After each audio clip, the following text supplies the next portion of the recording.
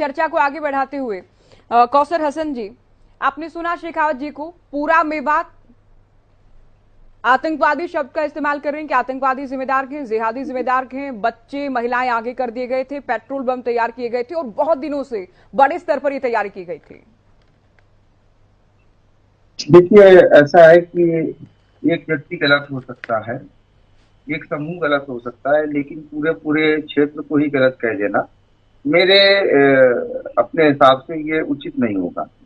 मेरा तो ये मानना है कि हम लोग आजादी के 75वें साल में भारत में रह रहे हैं। भारत जैसा देश जो दुनिया के सामने एक मिसाल है, इस मुल्क में इस तरीके की घटनाएं हो जाना धर्म तो जोड़ना सिखाता है। धार्मिक आयोजनों पर इस तरीके की घटनाएं हो जाना, कोई भी करे, किसी भी पक्ष की तरफ से हो, ये पूरी तरीके से निंदनीय है और घृणित कार्य है।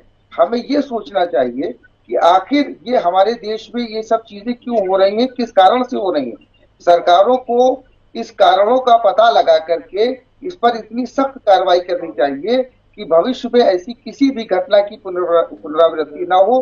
किसी का भी धर्म हो, किसी का भी आयोजन हो, उसको पूरी शांतिपूर्वक तरीके से उसको मनाया जाना चाहिए। और इस तरीके की हिंसक घटनाएं, हिंसक वारदातें, सांप्रदायिक संघर्ष, ये हमारे देश के लिए, हमारी संस्कृति के लिए, हमारी सभ्यता के लिए एक धब्बा है।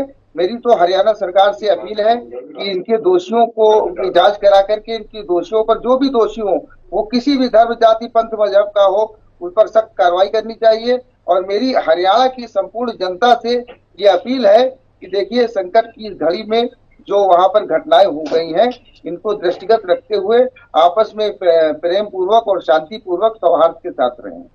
आप कह रहे हैं कि यात्राएं होनी चाहिए, शांतिपूर्वक ढंग से होनी चाहिए, होती रही हैं, लेकिन इस बार क्यों नहीं हो पाई?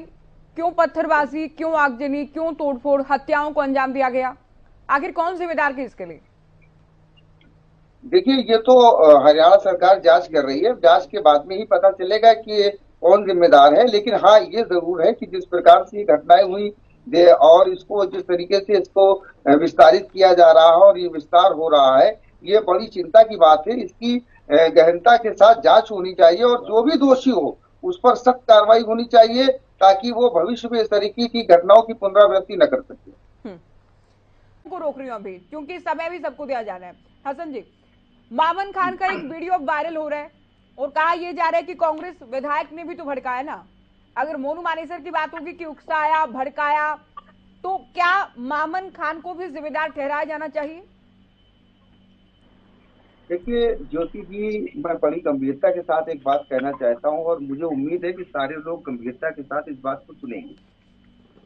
आरोप प्रत्यारोप राजनीति का भाग होते हैं, लेकिन राजनीति राज्य के लिए होती है, शासन के लिए होती है, देश के लिए होती है, प्रजा के लिए होती है। तो किसी ने एक वीडियो जारी कर दिया और उस वीडियो के जारी करने के बाद इतनी बड़ी हिंसा हो गई, इतने लोगों का नुकसान हो गया, इतनी जनहानि हो गई, इतनी धनहानि हो गई और राज्य की संपत्ति का नुकसान हुआ।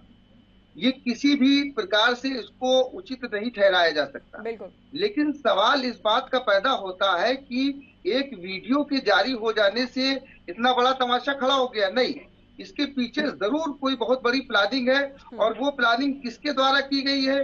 किसी विधायक के द्वारा की गई है, किसी सांसद के द्वारा की गई है, किसी मंत्री के द्वारा की गई, या किसी के द्वारा भी की गई हो। इससे साजिश से सिर्फ और सिर्फ देश का और इंसानियत का नुकसान है। लिहाजा आज हमको ये चाहिए कि राजनीतिक आरोप प्रत्यारोप से दूर होकर के, राजनीतिक लाभ और हानि से दूर होकर के हम अपने देश और अपने प्रदेश और इंसानियत के बारे में सोचिए। और ये जो हुआ, ये घटना भविष्य में कभी न दोहराई जाए, इसके लिए समुचित प्रबंध सभी लोग करें। देखिए, सरकार और जनता, ये सब की जिम्मेदारी होती है कि एक रचनात्मक समाज का निर्माण करें, जिसमें सारे धर्मों के लोग निर्भय होकर के समाज में शांति से रह सके, जैसा कि पिछले कई हजार सालों से हमारे देश में लोग एक दूसरे के साथ रहते चले आए।